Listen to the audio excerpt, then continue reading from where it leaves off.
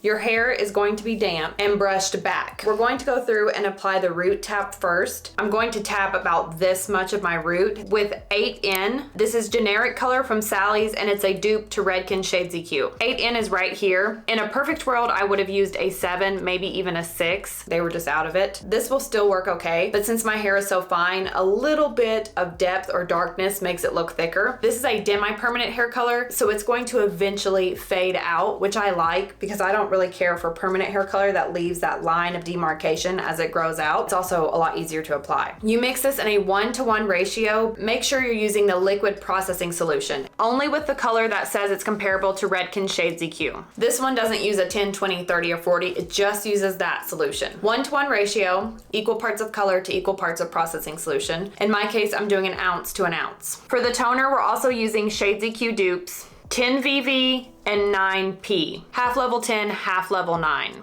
Also a 1-to-1 ratio, so I mixed 1 ounce of 9, 1 ounce of the 10 VV to 2 ounces of the processing solution. So a total of 4 ounces. The double V stands for violet. Violet is across from yellow on the color wheel, so that's gonna cancel out any yellow tones. 9P is opal. It's more of a bluer tint. That's gonna help cancel out the blue tones because blue and orange are across from each other on the color wheel. Really pretty when you mix these together. So this is what my hair looks like right now. We're gonna glove up. I'm using restaurant gloves. They're my favorite and they're cheaper. I'm gonna start with the root tap. This Redken Shades EQ dupe and Redken Shades EQ in general is really liquidy or loose. So you have to be pretty careful. But for the root tap, I'm literally just tapping my roots. Tapping, and then I'm gonna kind of feather up like this. You can make this root tap as long as you want. The longer you do it, you may want to take the brush vertical and do one of these. The grass effect staggered so you don't have that line, which we're gonna blend at the end. Now you're just taking super thin subsections and tapping the front.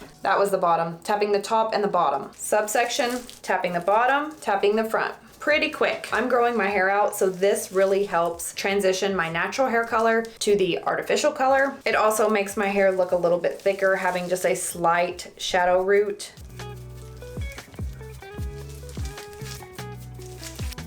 And I'm gonna leave the back of my hair because honestly, I can't see it and I don't do much to the back ever, so it's already my natural darker color. On to the other side. Tap, tap, tap, tap. Oh, somebody's in the way. Tap, tap, tap, tap. Get the bottom and the top of the new piece. Super thin slices of hair. This will spread very easily because your hair is damp and it's super liquidy.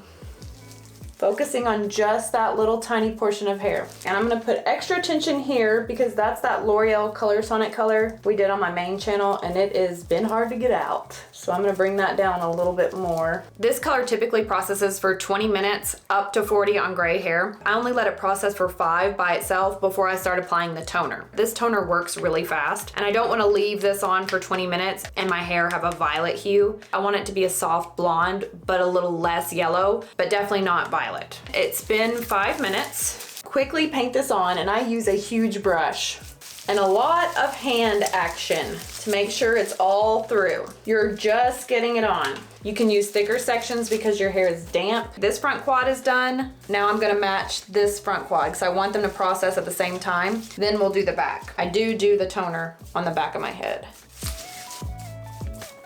Before we move on to the back, I'm going to comb this through. I know that seems a little bit scary, like aren't you gonna drag the dark to the bottom? But as long as you didn't oversaturate it, it will be okay. And it'll blend the colors together. Now for the back, it's easier for me to just kind of scoop it and do the best I can, rubbing it through.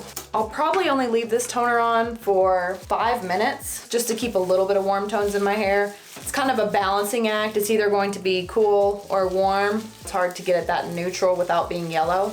Here it is after it's shampooed.